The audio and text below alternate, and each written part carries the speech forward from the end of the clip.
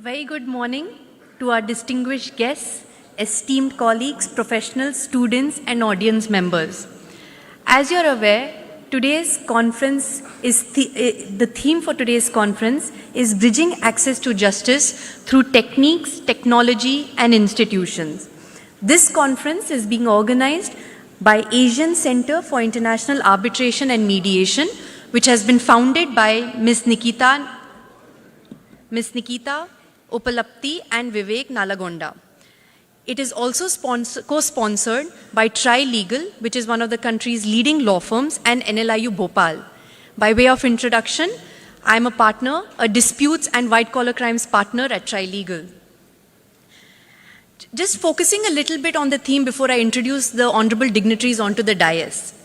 Today, our courts grapple with over 50 million pending cases. For many, justice delayed has tragically meant justice denied.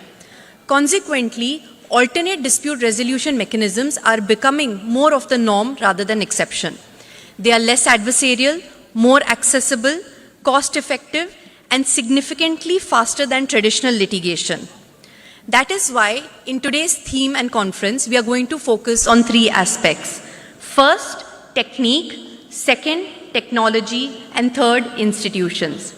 For technique, obviously we know litigations are focused more on adversarial proceedings, whereas alternate dispute resolution mechanisms, especially mediation, focus more on empathy and retaining the relationship between parties. These skills have to be adopted both by mediators and lawyers alike in order to engage in mediation. In terms of technology, the faster access to better technology helps us to make mediation more accessible to people across geographical landscapes. Institutions like the present one, ACIAM, help in strengthening the technology and techniques that can be made accessible to mediators and clients alike. Over the course of this conference, we will hear from our distinguished guests who have been pioneers in this field, their insights on how techniques, technology, and institutions can together build a sustainable culture of collaborative justice for all. Our first chief guest, Honorable Justice Mr. Suryakant, Judge, Supreme Court of India. While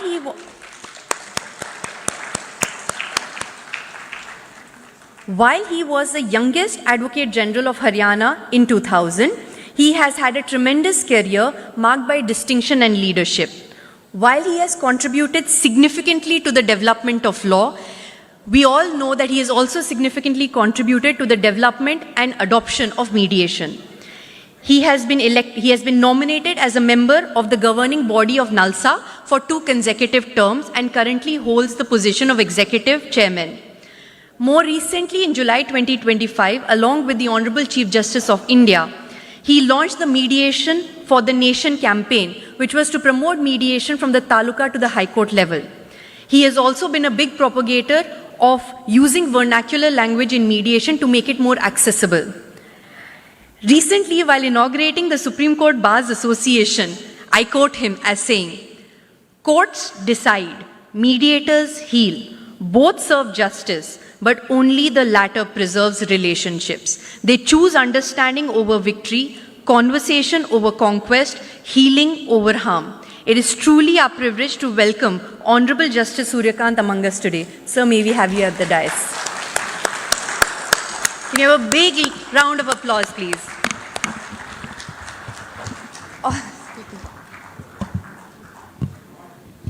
All the dignitaries may come to the stage and we'll introduce them then one by one.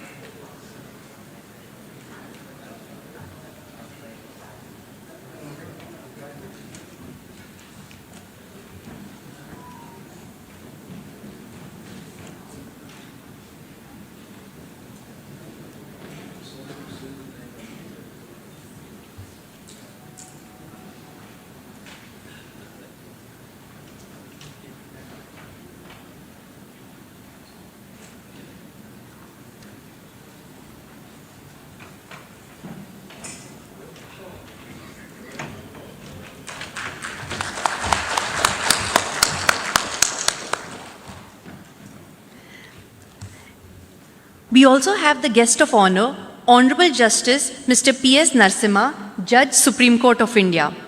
He was appointed as the Additional Solicitor General of India in 2014. He assisted the court in several landmark cases. A true evangelist of mediation, he was entrusted with mediating the fractious BCCI elections in 2018-19 and successfully mediated between the members and the board for holding elections and the constitution of an elected body, bringing consensus and institutional stability.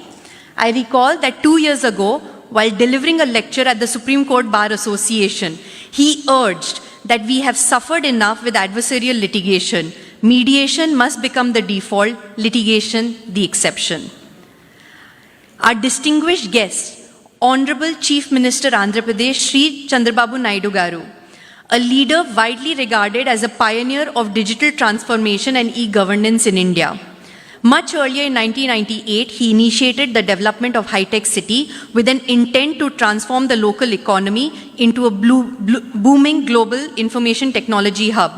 He also spearheaded initiatives such as e-Pragati, which became the country's largest e-governance program, and the AP Fiber Network project, a visionary effort to deliver high-speed internet to households across the state.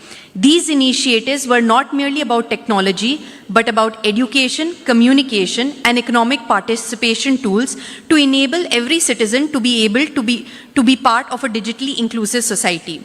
His leadership stands as an inspiration reminder that technology and institutions, when guided by vision, can truly bridge access to justice. We are deeply honored to have Honorable Chandrababu Naidu, Honorable Chief Minister, with us today. Please welcome with a round of applause.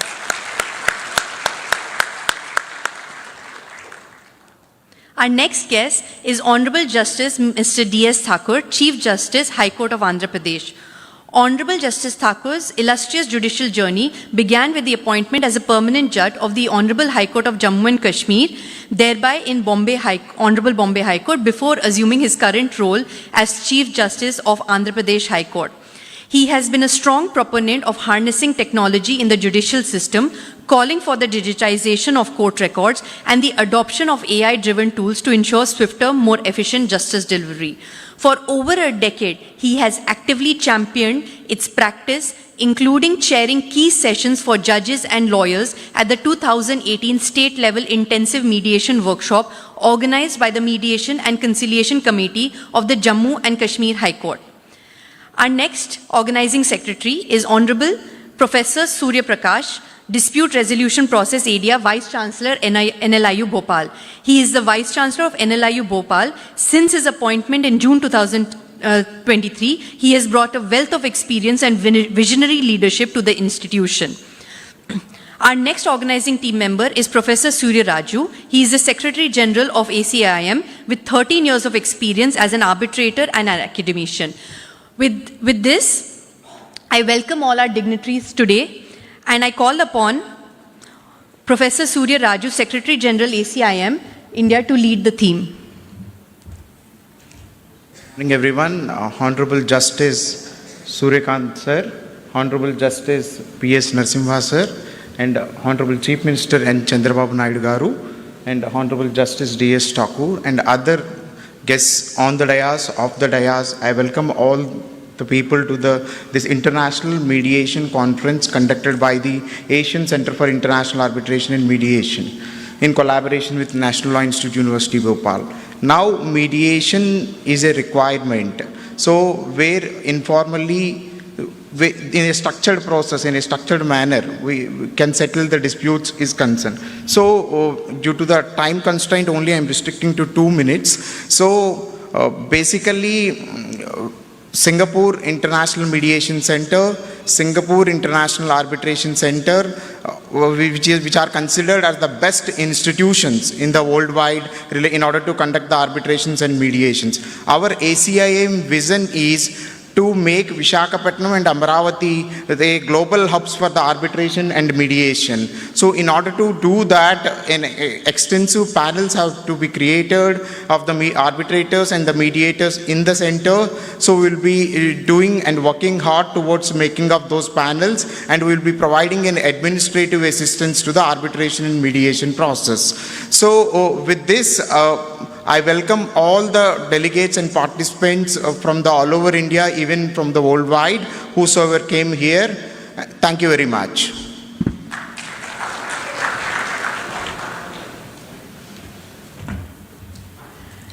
Thank you, Professor Surya Raju. I now call upon Professor Dr. Surya Prakash, Vice Chancellor, NLIU Bhopal, to give to speak about the theme.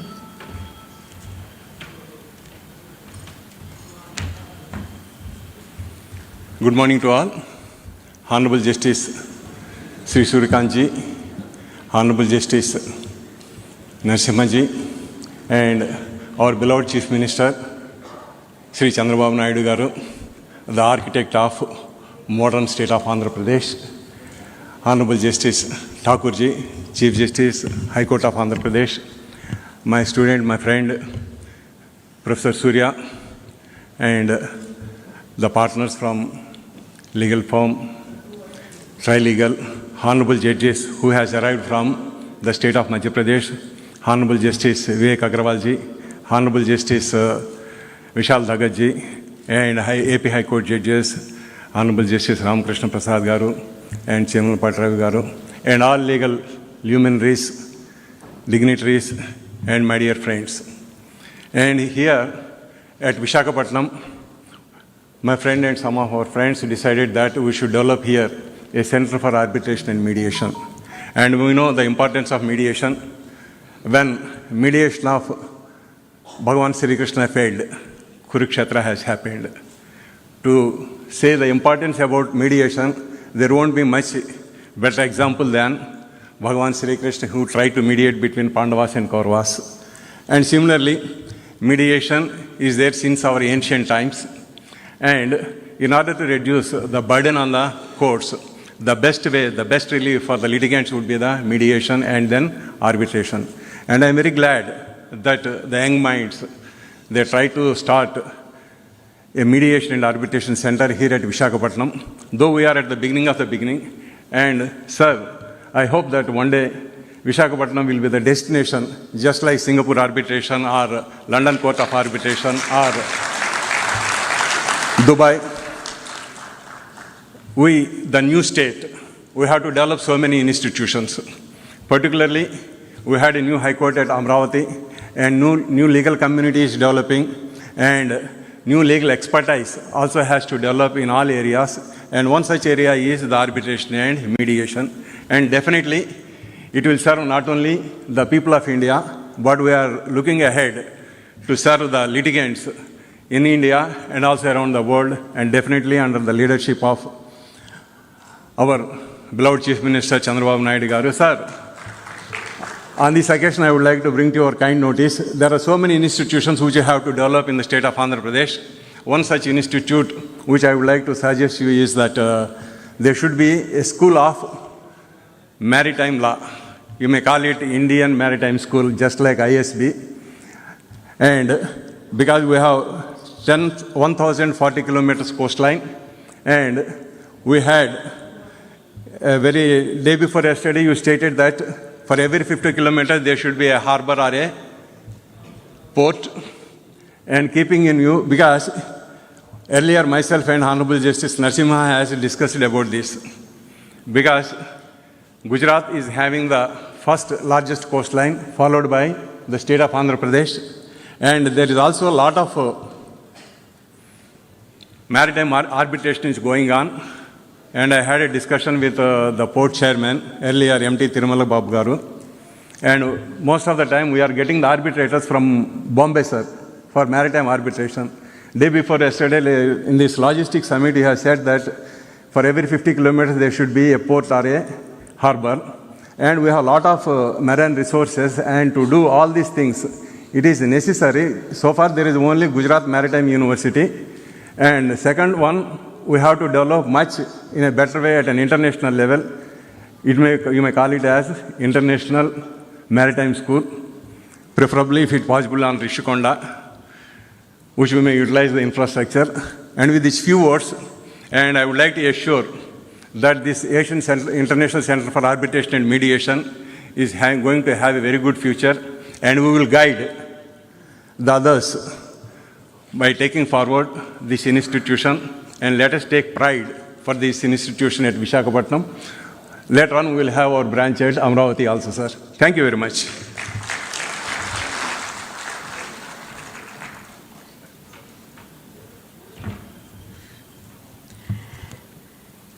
Thank you so much, Dr. Surya Prakash. I now call upon Honorable Justice D.S. Thakur, Chief Justice, Andhra Pradesh High Court, for his thoughts on the theme. Thank you.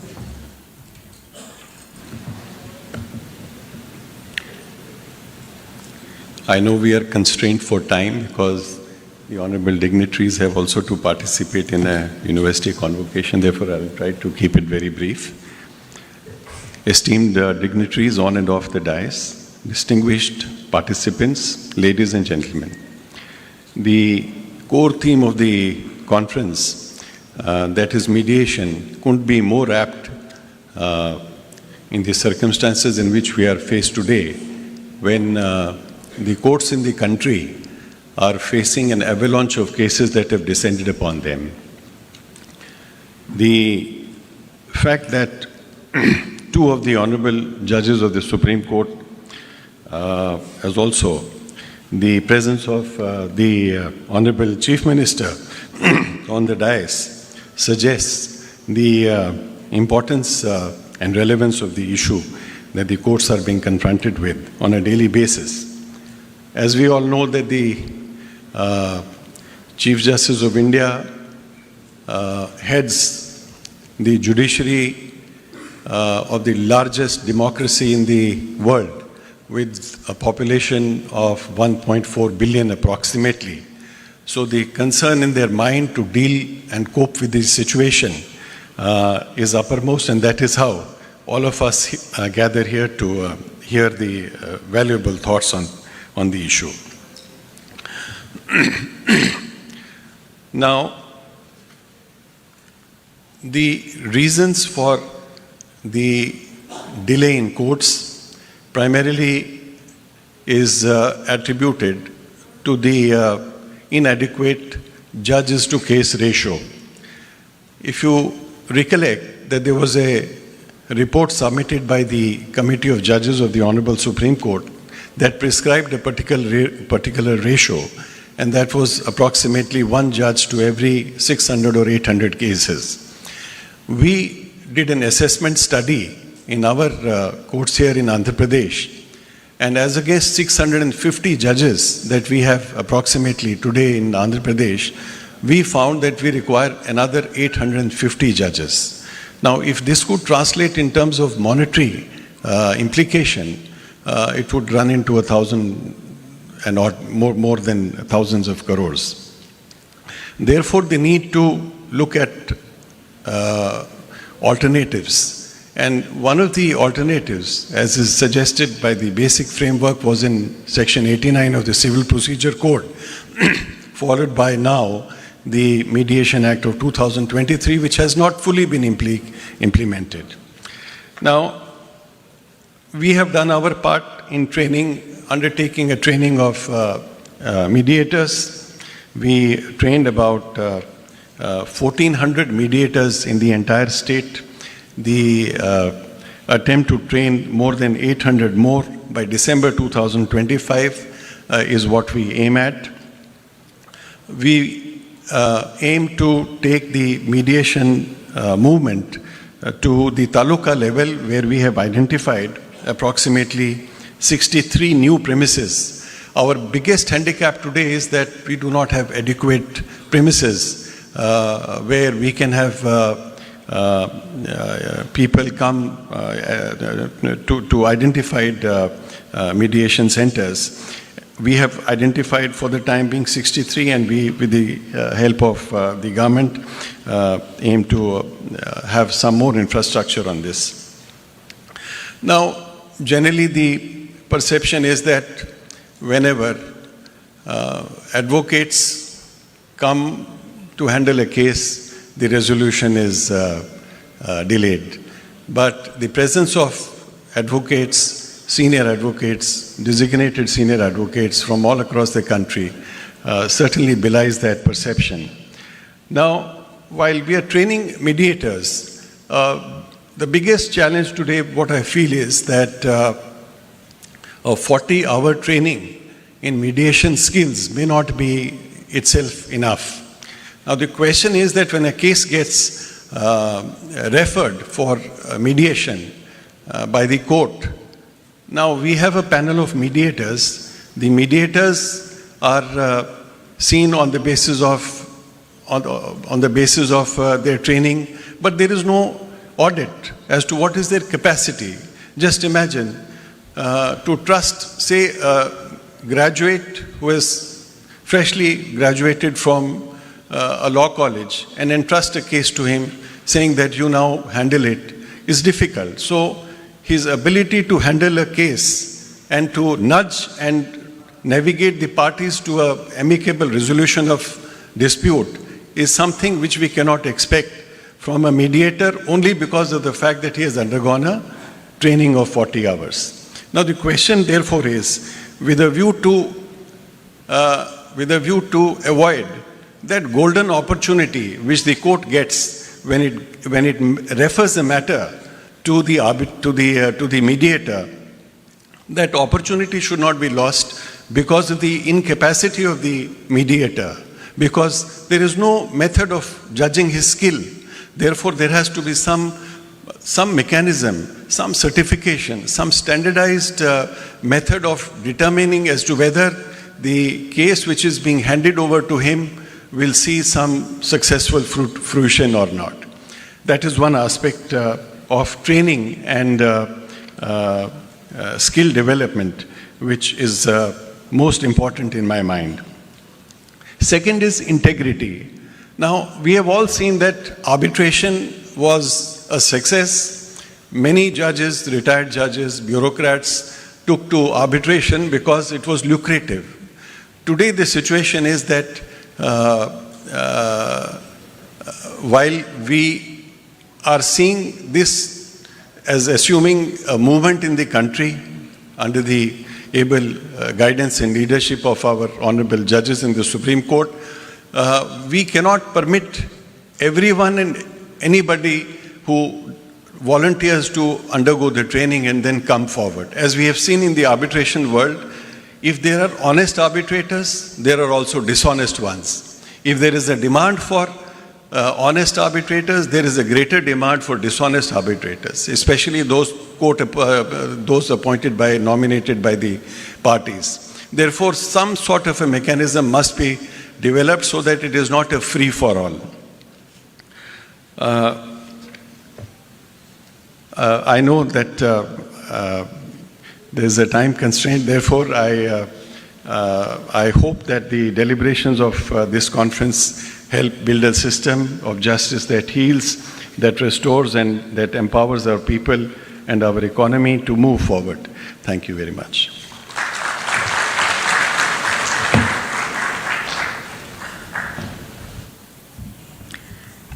Thank you, Honorable Justice D.S. Thakur. I now call upon Honorable Chief Minister of Andhra Pradesh, Shri Chandrababu Naidu Garu.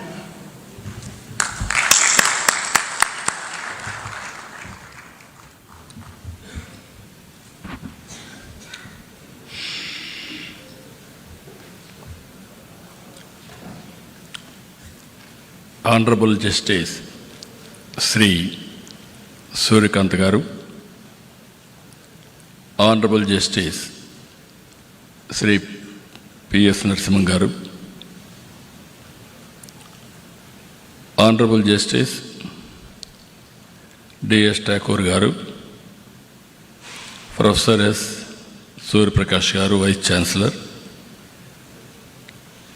Dr. Surya Raju Garu, Secretary General, ACIAM, Honorable Judges, distinguished jurists, and friends. I am very happy to be here. Visakhapatnam is a beautiful city. Anybody will go to Hyderabad and stay there sometime. They want to settle there. Now Visakhapatnam, anybody will come. they will settle permanently in Visakhapatnam. That is the beauty of Visakhapatnam. Either hospitality or beaches or natural beauty, everything wonderful place. Apart from that place, from all these things, it is a very, very positive people. Recently, Visakhapatnam is rated one of the most safest place for women protection. That is very interesting comment. I want to make it here. Not only women's safety, even men's safety also, this is the best place.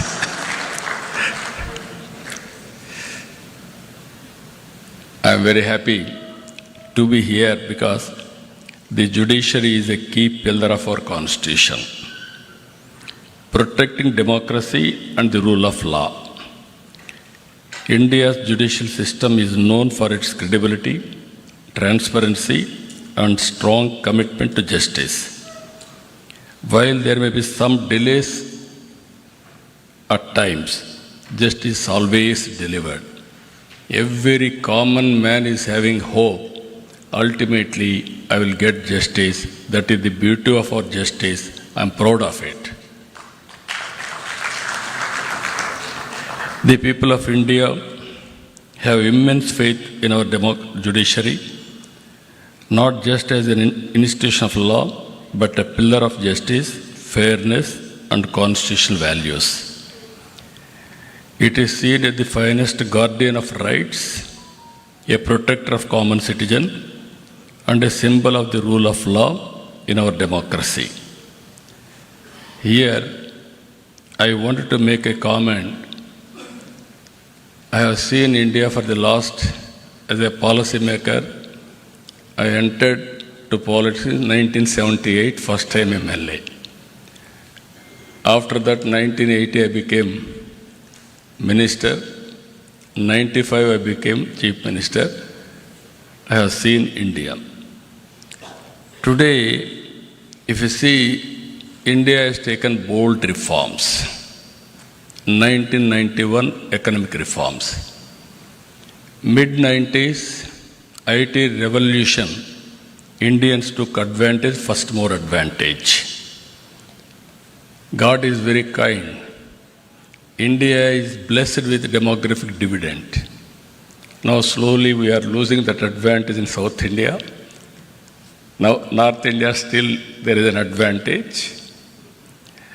With all these factors, we are having a very strong leader also at center.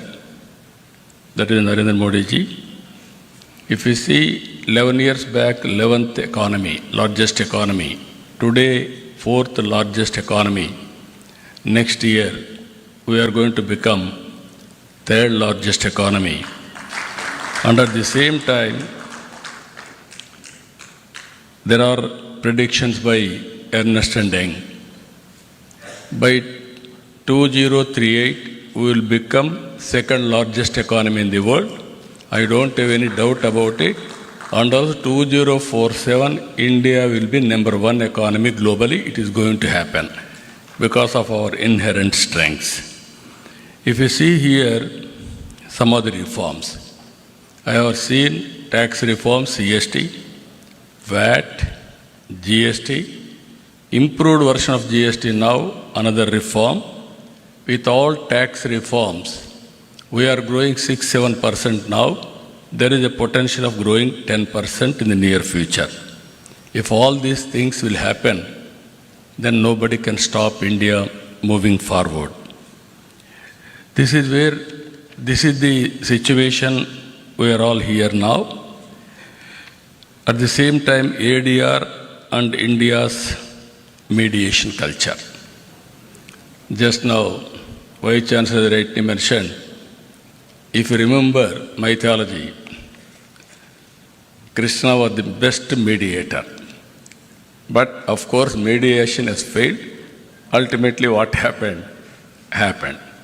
That is how things are happening. And also, I have seen in my own experience, in villages, there are some respected elders to mediate so many disputes. I am personally witnessed. My father, he was not educated, but abundant common sense. More than 10 villages, they used to call him, they used to discuss, they used to redress their problems. That is how mediation has helped in India. After that, we are all talking panchayats, how they have solved all problems. Today we are having more courts according to me. But earlier, to go to court, people used to feel shy. Litigation is the last resort. That is how they have to work in the direction. Today, technology has become a very big handy. Even virtual hearings are happening, e-filing, mobile case updates, multilingual tools. All these things are making more accessible and also transparent. Online dispute resolution platforms enable parties to resolve conflicts from anywhere in the world seamlessly. Artificial intelligence has come. We have to use it discreetly, otherwise we will have a problem. And also blockchain has come. Even in blockchain, transparent proof and also enforcement can be done globally. These are all various things are happening. So I am very happy today we are all here. What we are doing, how to take forward with innovative ways. As Vice Chancellor has rightly mentioned, I am very happy if we can make Visakhapatnam one of the biggest center better than Singapore, ADR center. Government of Andhra Pradesh is willing to contribute that ecosystem. I will be very happy for that. Friends, and also Honorable Supreme Court judges and High Court judges, you are all watching. India is moving new technologies, high-tech. Now we are taking advantage of it. For the last 1 year, we are able to mobilize $100 billion investment to Andhra Pradesh. Now, next month, Google is going to come here, and also TCS is already here, and also Cognizant is coming. With all these things, what today India is having, data centers, Visakhapatnam is going to have more than what India is having total data centers capacity. That is going to happen within 1 or 2 years' time. And also, we are going now Quantum Valley. America is having Silicon Valley. They are proud of it.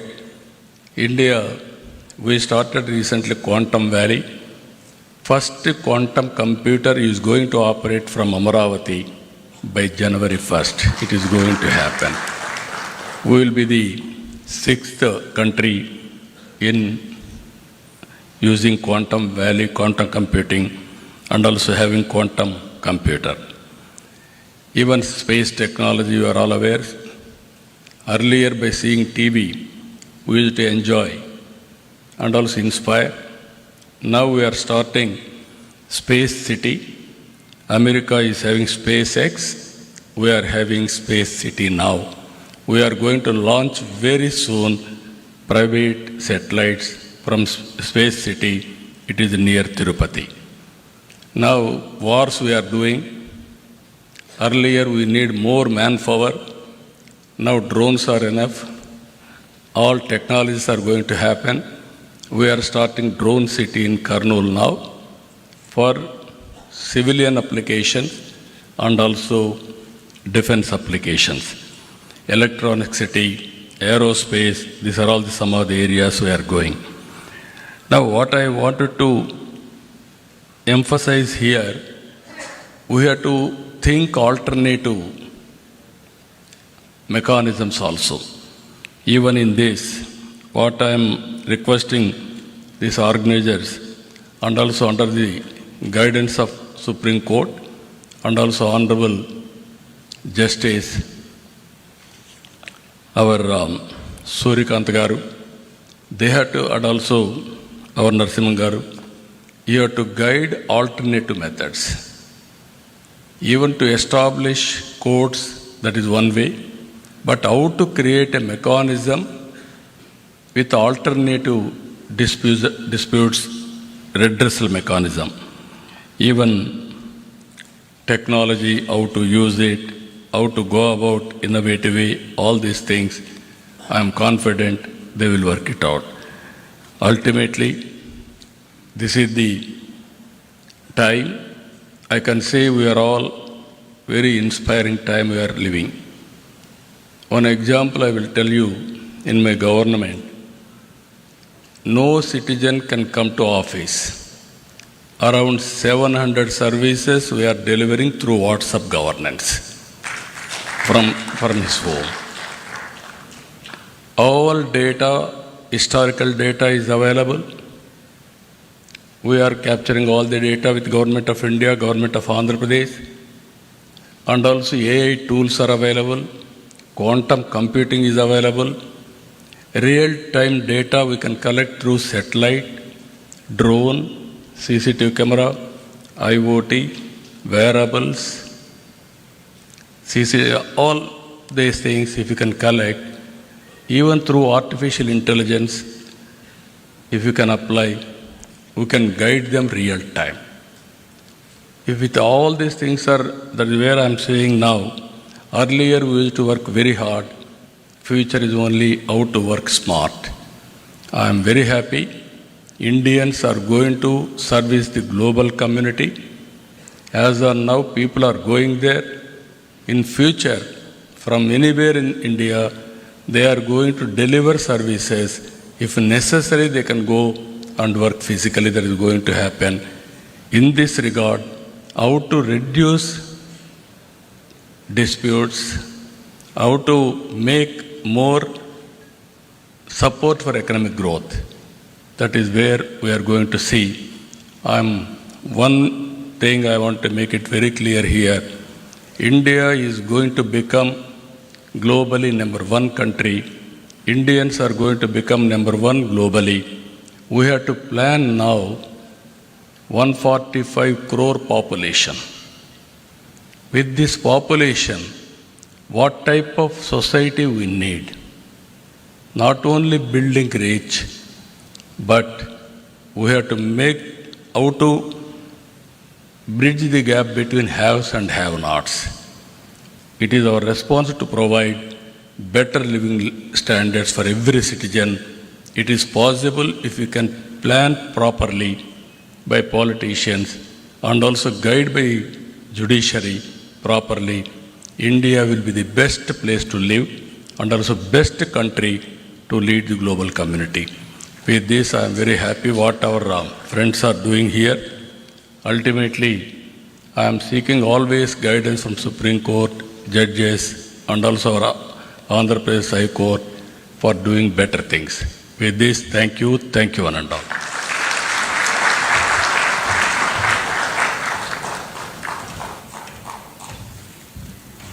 Thank you, Honorable Chief Minister. I now call upon Honorable Justice P.S. Narasimha, Judge of the Supreme Court.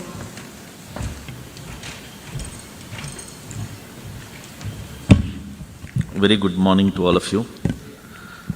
My esteemed elder brother, Justice Surya Kant, Honorable Chief Minister, Honorable Chief Justice, the two Vice Chancellors, Judges of the High Courts, President of SCORA, other dignitaries.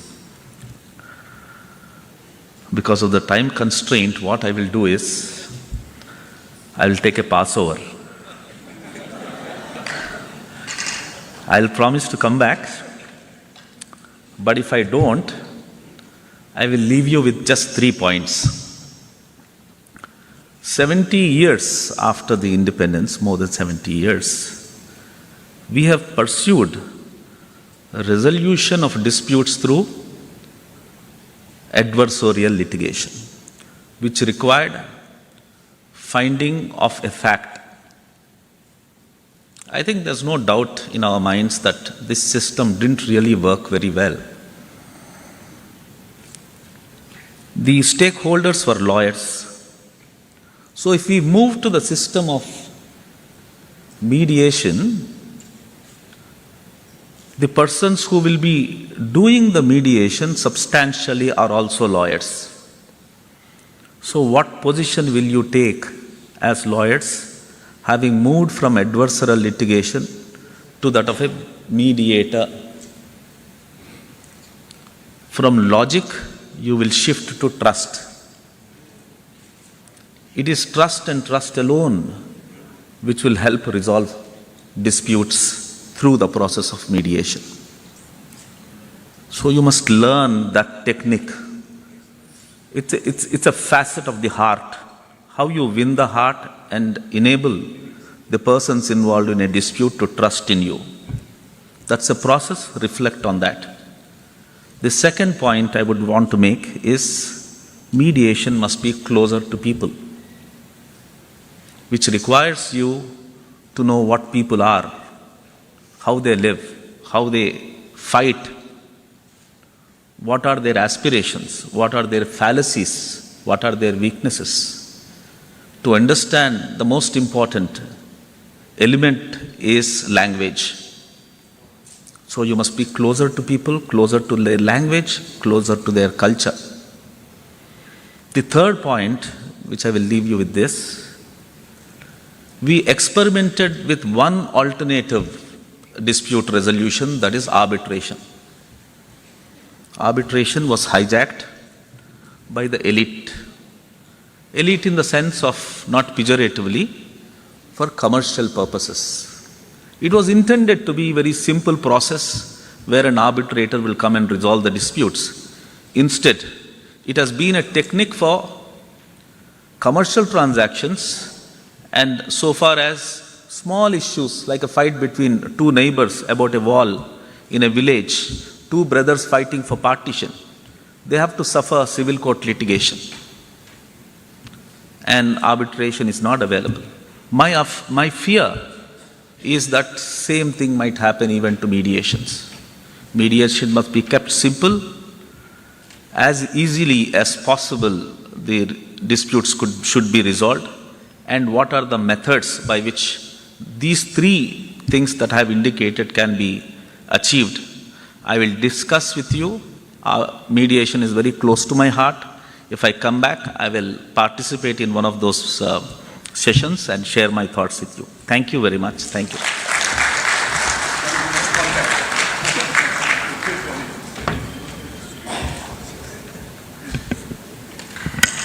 Thank you, Honorable Justice Narasimha. I now call upon Honorable Justice Suryakant, Judge of the Supreme Court of India.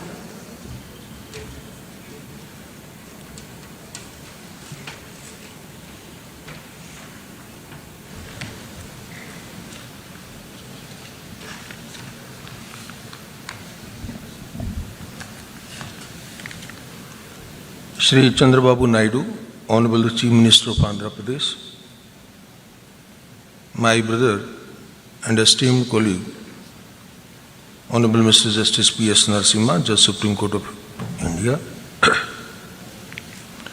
Justice D.S. Thakur, Honorable the Chief Justice Andhra Pradesh High Court, Honorable Judges of various High Courts who are present here. We have among us Justice Nawaz from the Supreme Court of Sri Lanka. He is welcome here in this conference. Professor Dr. S. Surya Prakash, Vice Chancellor, NLIU Bhopal. Mr. Santan Krishnan, Life President of the Commonwealth Lawyers Association, and other office bearers of the CLA. Professor Surya Raju, Secretary General, ACIAM, Madam Chitra from the Trilegal, senior advocates from the Supreme Court, other members of the Supreme Court Bar and the Bar Association of Visakhapatnam and different parts of Andhra Pradesh, who are also graciously present here. Mr. Nair, Mr. Jain, and other officials of the SCORA, members of the mediator community, and some of the very eminent mediators are present here. I know most of them by name, but because of the time constraint, I am not addressing them by name. We have among us Mr. Bharat, the local member of parliament. Other distinguished guests, we have Dr. Renu Raj from the United Kingdom. She is also with us. Distinguished guests, participants, and my dear friends from media. Stepping into this auditorium, one can sense the collective ambition, a gathering fueled not merely by words, but by a genuine resolve to reimagine the landscape of dispute resolution. Coming together, ACIAM, Trilegal and NLU Bhopal marks not a simple an event, but a potential turning point where justice is no longer perceived as remote or intimidating, but as an accessible reality shaped by our own shared commitment. Justice in 21st century, let's commit ourselves, is not an aspiration, it is our responsibility. With this in mind, the theme of our conference resonates with great urgency and relevance. Today, justice must extend far beyond the confines of courtrooms, permeating our communities, businesses, and families. It is about reaching people where they are, making the principles of fairness and compassion tangible and attainable for all. This forum challenges each of us to push past routine, embrace innovation, and build solutions that are empathic and truly effective for our times. Our Constitution does not view justice only in the narrow sense of adjudicating disputes. It speaks of social, economic, and political justice as a guiding factor. While courts play an indispensable role in enforcing rights, true justice must go beyond judgments and decrees. It must reach people where they are, in a language they understand, and in a manner they trust. Mediation provides precisely this bridge. It ensures that the parties remain at the center of the process, that their voices are heard, and their dignity is respected. In this sense, mediation is not merely a legal mechanism, it is a constitutional value in action. As society and the economy evolve, so do the disputes. Today, we see conflicts in areas as diverse as intellectual property, cross-border trade, digital currency, cybercrime, family relations, international awards and their enforcement, environmental issues and concerns. If every such dispute is funneled into our already overburdened courts, the result will be delay, disillusionment, and a deepening sense of injustice. Mediation, therefore, offers us a different path, a path of creativity and consensus. It is flexible, faster, and allows customized solutions that courts, bound by strict procedures, may not always provide. For mediation to gain universal acceptance and become an integral part of our justice delivery system, the foundation must rest on a single non-negotiable element, and that element is trust. In the context of mediation, it flows from three critical sources. First, the integrity of the mediator. The entire process of mediation is built upon the confidence that parties repose in the mediator. Honorable Chief Minister pointed out how the old persons in the villages were being trusted and all the disputes were really left them to be resolved. it was only on account of the immense trust that the people had in them. They must believe that the mediator is impartial, independent, and competent. Integrity here is not merely a personal virtue, it is the bedrock of the process. If this perception falters, the process collapses. Second, the credibility of the institutions. Mediation cannot thrive in a vacuum. It requires robust institutional support to lend structure, consistency, and legitimacy to the process. Institutions like the one ACIAM serve as a custodians of quality and trust. In a world where disputes often carry significant economic and social stakes, institutional credibility reassures parties that mediation is not an informal compromise, but a structured, reliable, and enforceable method of dispute resolution mechanism. The third point, the support to be extended by the law. So, not only those 2 points which I have highlighted, unless there is a support by the law, the mediation may not be as successful as we perceive. For mediation to transition from an alternative to a mechanism as a mainstream method of dispute resolution, I believe it needs the backing of the law. And fortunately for us, we have the Mediation Act of 2023, marking a watershed moment by providing a clear statutory framework for both domestic and cross-border mediation, prescribing ethical obligations and giving enforceability to mediated settlement agreements. However, we should be clear that legislation by itself cannot transform culture. Laws can provide a foundation, but they must be animated by practice, sustained by institutions, and embraced by society. We must cultivate a legal ecosystem where mediation is seen not as a concession or a lesser form of justice, but as a superior process that empowers parties and preserves relationship. If courts represent the authority of justice, mediation represents its humanity. It restores agency to the parties, transforms conflict into cooperation, and turns adversaries into partners in resolution. In an age where speed and sensitivity matter as much as legality, mediation is not a luxury, it's a necessity. The question is no longer whether we can afford to mainstream mediation. Please mind my words. The question is no longer whether we can afford to mainstream mediation. The question is whether we can afford not to mediate on the first option. The second dimension of our discussion today is technology. The pandemic taught us that technology has ceased to be a peripheral tool. It has become an integral component of legal processes, reshaping the contours of dispute resolution worldwide.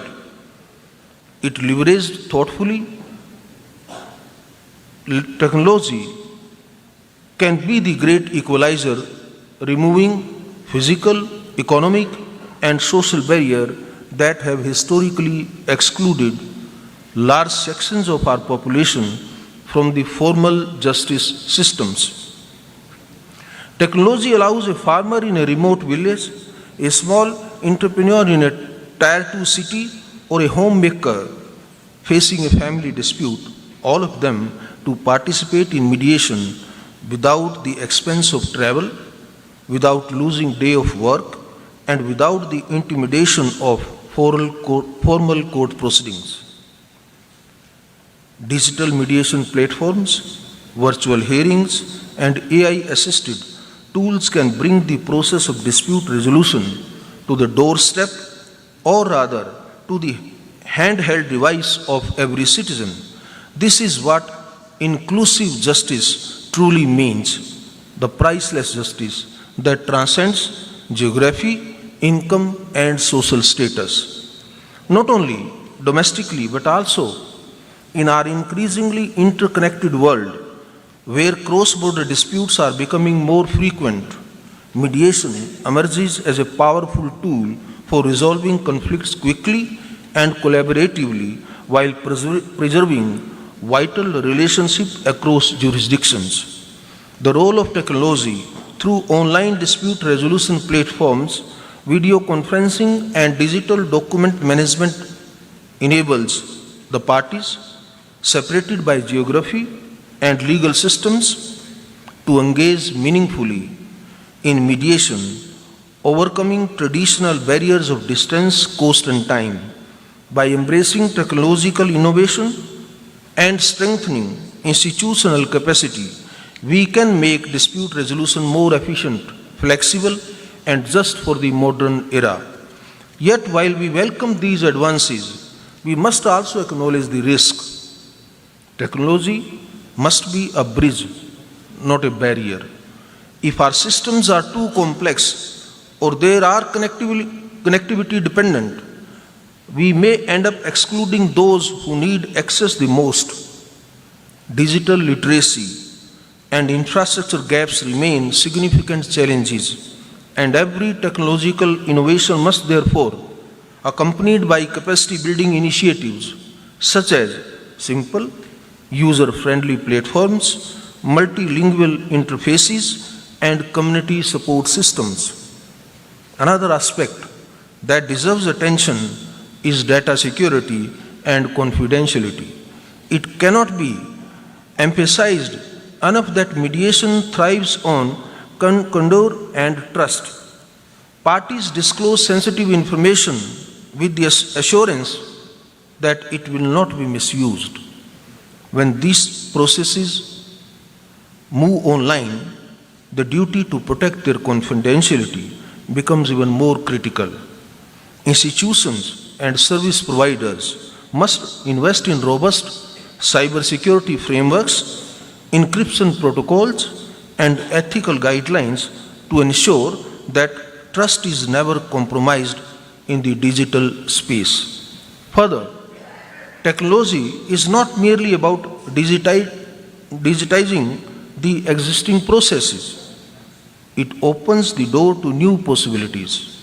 AI-driven tools can assist mediators by generating objective summaries, analyzing patterns in disputes, or even suggesting possible settlement ranges based on prior data. And all this thing, all without replacing the human element of empathy and discretion that lies at the heart of mediation. Similarly, online dispute resolution platforms can integrate language translation, voice-to-text features, and real-time documentation, making the process seamless and inclusive for parties across linguistic and cultural divides. Finally, let us remember that the ultimate object of technology in justice delivery is not efficiency alone, it is empowerment. It is to ensure that no person, regardless of where they live or what resources they possess, feels alienated from the promise of justice. Technology, if used ethically and inclusively, can transform this aspiration into a lived reality. Let us ensure that every innovation moves us closer to that vision where justice is neither delayed nor denied and never distant. To the lawyers and students present here, let me say that with this emphasis, embrace mediation not as a challenge to your profession, but as an expansion of it. The lawyer of tomorrow will not only be an advocate in court, but also a facilitator of dialogue, a builder of consensus, and a protector of relationships. Mediation is not about diminishing advocacy. It is about redefining it for a new era of problem solving. The young mediators who train today will shape the justice system of tomorrow. This is not merely an opportunity, it is a responsibility, and I firmly hope and believe of you will take up it with sincerity and passion. Institutions like ACIAM, in partnership with academic centers and other stakeholders, will play a defining role in this transformation. They are not just training mediators, they are shaping the very architecture of justice in the 21st century. As I conclude, let me leave you with this thought. And my thought is, justice is not a fortress to be defended. It is a bridge to be built. The foundation must be anchored in constitutional values, supported by laws and institutions, strengthened by technology and sustained by trust. Mediation is one such bridge that connects the letter of the law with the spirit of justice. Let's walk in together with confidence, creativity, and compassion. Thank you very much. Thank you very much for inviting. Jai Hind.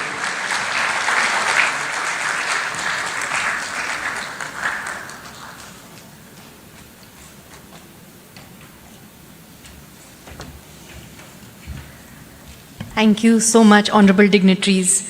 I think we've been enlightened how access to justice can be better through mediation and usage of tools such as learning the requirement of empathizing with not just the clients, with mediators, with lawyers, using AI but not abusing AI. Vishakhapatnam through ACIM will truly be the next mediation hub, not just in India and definitely the world over. With this, I call upon the website launching, if that can be done.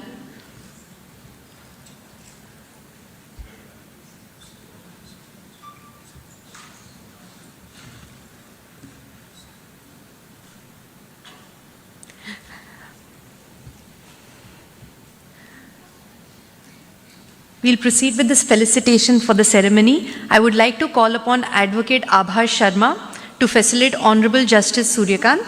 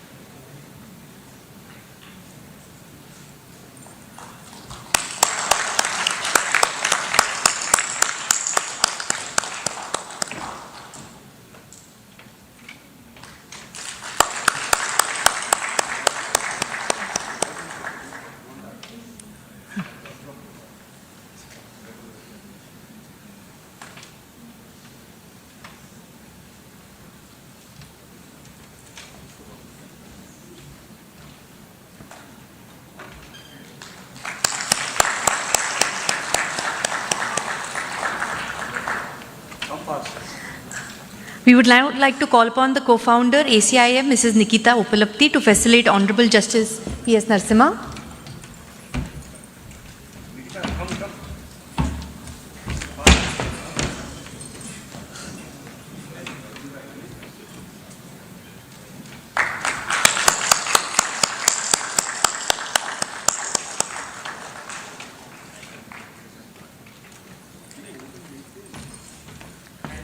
Take this photograph from there because there is no space. I would like to call upon Professor Dr. Surya Prakash to facilitate Honorable Shri Chandrababu Naidu. Website is ready. They are.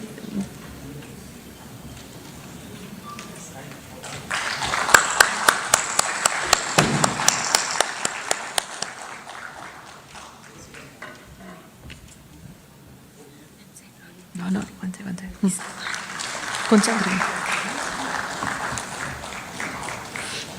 I would request Mr. Vinay Ahuja of Mohan Law House to facilitate Honorable Mr. Justice Dheeraj Singh Thakur.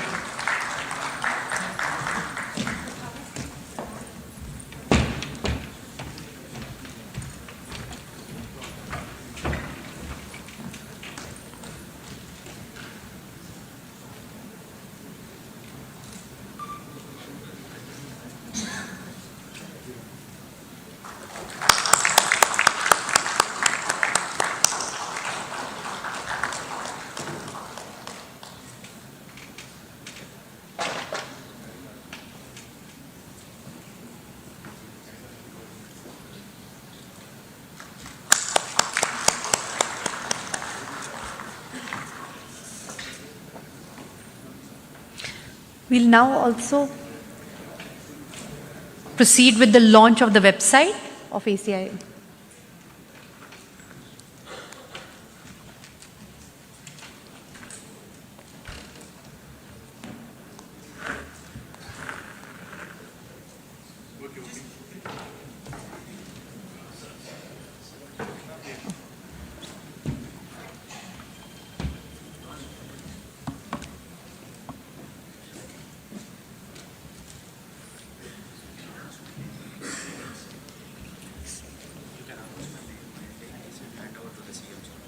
I call upon Vivek from ACIM to proceed with the launch of the website.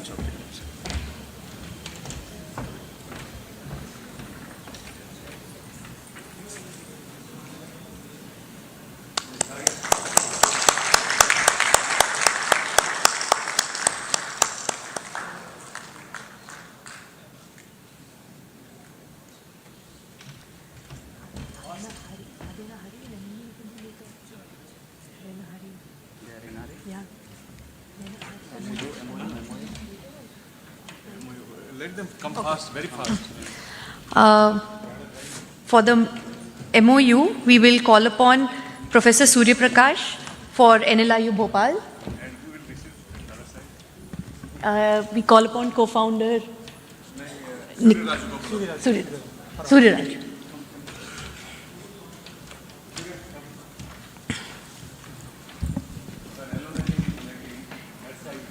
In the meanwhile, can I call upon Nivaran, Ms. Nandini Gore?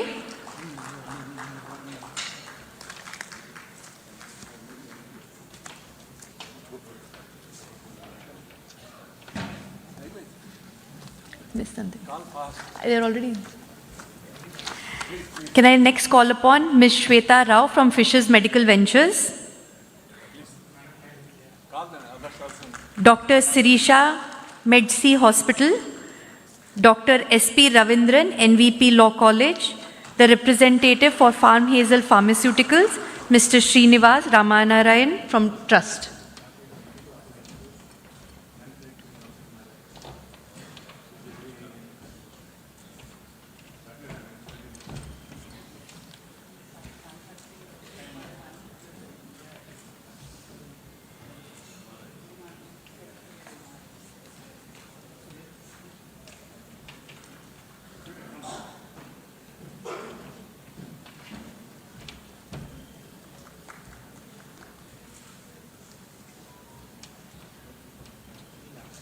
Last. I've already called. They're not. That's it. Yeah, later.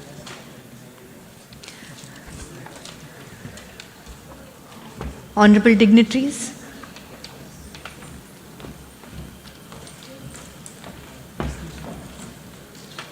Yeah.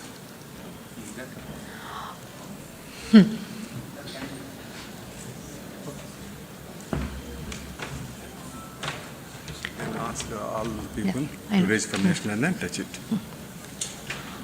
Honorable dignitaries, thank you for your time. We'll end with the national anthem.